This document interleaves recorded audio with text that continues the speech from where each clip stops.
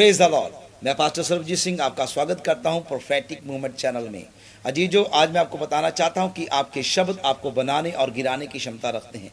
यदि आप अपने मुंह से नेगेटिव अंगीकार करते हैं या आप ऐसा श्रापित शब्दों को बोलते हैं तो सावधान हो जाइए, क्योंकि परमेश्वर का वचन कहता है याकूब उसका 3 अध्याय में कि शरीर में सब अंगों में से जीभ एक छोटा सा अंग है, लेकिन जैसे जंगल में आग लगती है छोटी चिंगारी से, ऐसे जीभ भी जिंदगियों को आग लगा देती है और जिंदगी को नष्ट करती है। अजीजों, कई बार हमें पता नहीं होता और हम अपने मुंह से अनाप शनाप बोलते हैं। पति पत्नी में झगड़ा होते समय कई बार हम मैरिज लाइफ के ऊपर श्रापों को बोलते हैं। कई बार बच्चे जब गलतियां करते हैं हम अपने बच्चों के ऊपर कई श्रापों को घोषित करते हैं। अजीजों, ऐसा नहीं करना, क्योंकि परमेश्वर का वचन कहता है कि तुम आशीष देने के लिए बुलाए गए हो। पहला पतरस 3:9-10 में ऐसा कहता है कि तुम आशीष के वारिस होने के लिए बुलाए गए हो। और प्रभु का वचन याकूब 3 अध्याय में कहता है कि ऐसा होना नहीं चाहिए कि जिस मुंह से तुम खुदा की इबादत करते हो उसी मुंह से खुदा के स्वरूप में बनाए हुए मनुष्यों को श्राप दो।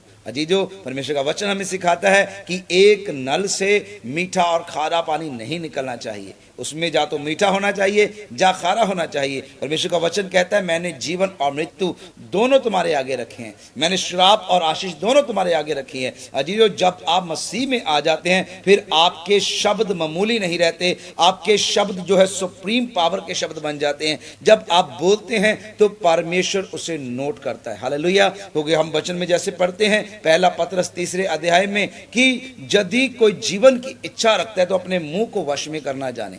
यदि आप जीवन की इच्छा रखते हैं तो आपको अपने मुंह को वश में करना होगा। और वचन कहता है कि परमेश्वर की निगाहें धर्मियों पर लगी रहती है, वो उनके कान प्रार्थनाओं के ऊपर लगे रहते धर्मियों को। आप सोचकर देखें कि परमेश्वर आपको कैसा सुन रहा है और कैसा आपको सर्च कर रहा है। और नीति वचन 13:3 में भी लिखा है यदि कोई अपने प्राण को बचाना चाहता है तो अपनी जीभ को वश में करे। अजीजों, आपको मैं बताना चाहता हूं भजन संहिता 109 में पूरे श्रापों की सूची है। जब हम किसी को श्राप देते हैं उसके द्वारा बहुत सारी बीमारियां हमारे जीवन में आ जाती हैं, पेट की बीमारियां आ जाती हैं। जैसे भजन संहिता 109 उसकी 16-17 में आप देखेंगे, वहां पर वचन कहता है कि उस व्यक्ति ने श्राप देने से प्रीति रखी, इसलिए श्राप उसके पेट में जैसे पानी घुल जाता है ऐसे घुल गया है, उसकी हड्डियों में वो ऐसे घुल गया है, ऐसे रच गया है जैसे तेल रच जाता है। तो अजीजों, आपको परमेश्वर के वचन को समझना होगा और अपने मुंह से गलत अंगीकार नहीं करने।